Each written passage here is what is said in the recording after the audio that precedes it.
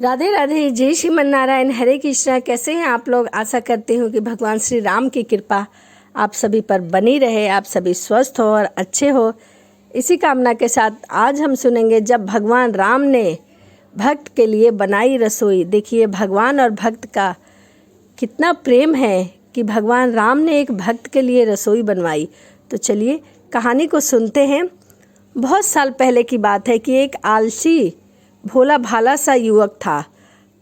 दिन भर कोई भी काम नहीं किया करता था, बस खाता ही रहता था और सोता रहता था। घर वालों ने कहा यहाँ से कहीं और चले जाओ, निकलो घर से, कोई काम धंधा तो करते नहीं हो, बस पूरा दिन खाते रहते हो और यहीं पड़े रहते हो। भटकते हुए उसी रास्ते से कुछ साधु महाराज वहाँ आए और उन्होंने देखा कि एक गुरुजी है, उनके शिष्य कोई काम धंधा नहीं करते, बस मंदिर की पूजा करते हैं। उसने मन ही मन में सोचा कि यह तो बढ़िया है, कोई काम धंधा नहीं करना पड़ेगा, बस पूजा ही तो करनी है। गुरुजी के पास जाकर पूछा कि क्या मैं यहाँ रह सकता हूँ? गुरुजी बोले हाँ, क्यों नहीं, यह तो ईश्वर का दरबार है, यहाँ तो कोई भी रह सकता है, लेकिन मैं कोई काम नहीं कर सकता। गुरुजी ने कहा कोई काम नहीं करना है, बस पूजा करनी होगी। आनंद जो युवक था, उसका नाम था आनंद। आनंद ने कहा कि ठीक है, वह तो मैं ज़रूर कर लूँगा। अब आनंद महाराज आश्रम में रहने लगे, ना कोई काम ना कोई धाम, बस सारा दिन खाते रहते और प्रभु भक्ति में भजन किया करते थे। इसी प्रकार महीना बीत गया। फिर एक दिन एकादशी आई। उसने रसोई में जाकर देखा, खाने की कोई भी तैयारी नहीं थी। आनंद ने गुरुजी से पूछा कि गुरुजी क्या आज खाना नहीं बनेगा? गुरुजी ने कहा नहीं, आज एकादशी है, सभी का उपवास है और तुम भी उपवास रख लेना। उसने कहा नहीं नहीं, मैं उपवास नहीं कर सकता, मैं तो खाए बिना रह ही नहीं सकता, मैं तो बिना खाए मर जाऊंगा, कल का दिन भी नहीं देख पाऊंगा, हम तो भूखे रह ही नहीं सकते। गुरुजी ने कहा कि ठीक है, यदि तुम भूखे नहीं रह सकते तो तुम्हारे लिए यहाँ कोई खाना नहीं बनाएगा, तुम खुद ही बना लो। वह बेचारा मरता क्या न करता, खाना बनाने नहीं आता था, फिर भी उसने हामी भर दी।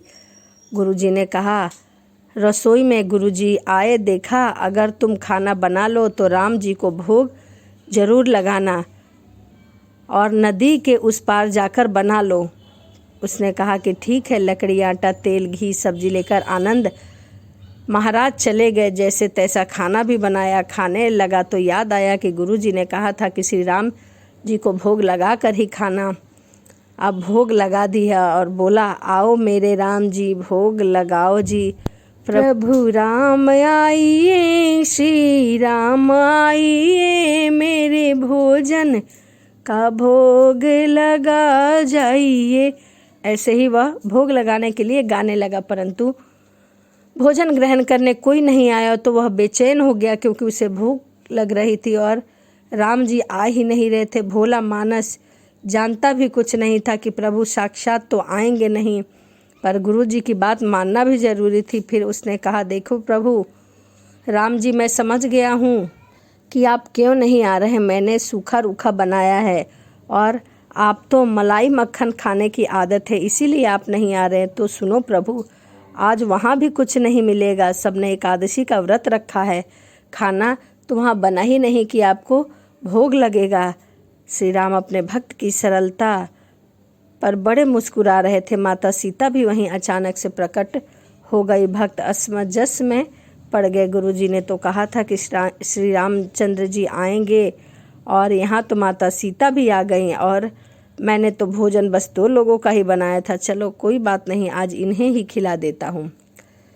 बोला प्रभु मैं भूखा हूँ, लेकिन मुझे आप दोनों को देखकर बड़ा अच्छा लग रहा है, लेकिन अगली एकादशी पर ऐसा ना करना, पहले बता देना कि आप कितने जन आओगे और हाँ थोड़ा जल्दी आना। रामचंद्र जी उसकी बात पर बड़े मुस्कुराते हुए प्रसाद ग्रहण करके चले गए। ऐसे ही समय बीतता गया। उसके बाद अगली एकादशी आई, तब भोला मानस सब भूल गया। उसे लगा कि प्रभु ऐसे ही आते होंगे और प्रसाद ग्रहण करते होंगे। फिर एकादशी आई। गुरुजी से कहा कि मैं चला अपना खाना बनाने, पर गुरुजी थोड़ा ज़्यादा अनाज लगेगा, वह 2 लोग आते हैं। गुरुजी मुस्कुराए, भूख के मारे लगता है यह बावला हो गया है। ठीक है, ले जा, कुछ अनाज फालतू ले लेना। अब की बार उसने 3 लोगों का खाना बनाया और फिर गुहार लगाई, प्रभु राम आइए, सीता साथ लाइए, मेरे भोजन का भोग लगा जाइए। प्रभु की महिमा भी निराली थी। भक्त के साथ कौतुक करने में उन्हें बहुत मज़ा आ रहा था। इस प्रकार वे अपने भाई लक्ष्मण, भरत, शत्रुघ्न और हनुमान जी को भी लेकर आए। अब भक्त जो था वह चक्कर खाकर नीचे गिर गया। कहा, यह क्या प्रभु, 1 का भोजन बनाया, 2 आए, आज 2 का भोजन बनाए तो इतने सारे आए, पूरे लोग आ गए, आज मुझे तो भूखा ही रहना पड़ेगा। सबको भोजन लगाया और बैठे बैठे देखता रहा। अनजाने में ही उसकी भी एकादशी हो गई, क्योंकि वह उस दिन भूखा ही रह गया।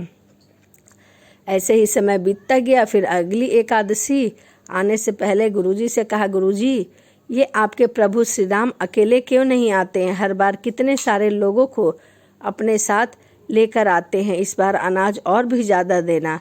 गुरुजी को लगा कहीं यहाँ अनाज बेचता तो नहीं है, देखना पड़ेगा जाकर। भंडार में कहाँ जिसे जितना अनाज चाहिए दे दो, और छुपकर उसे देखने के लिए चल पड़े। इस प्रकार आनंद ने सोचा, खाना पहले नहीं बनाऊंगा, पता नहीं कितने लोग आ जाएंगे, पहले बुला लेता तो फिर खाना कम पड़ जाता है और मैं भूखे ही रह जाता हूँ। फिर आवाज़ लगाई, प्रभु राम आइए, सीता साथ लाइए, लक्ष्मण साथ लाइए, मेरे भोजन का भोग लगा जाइए। ऐसे गुहार लगा ही रहा था, तभी सारा राम दरबार वहाँ मौजूद हो गया। और इस बार तो हनुमान जी भी अपने साथ लेके आए थे। क्या प्रसाद तो तैयार ही नहीं था। भक्त ठहरा भूला भाला, प्रभु इस बार मैंने खाना ही नहीं बनाया। प्रभु ने पूछा, क्यों? बोले, मुझे मिलेगा तो कुछ नहीं, फिर मैं क्यों बनाऊं, मेरा क्या फ़ायदा है, आप ही बना लो और खुद ही खा लो।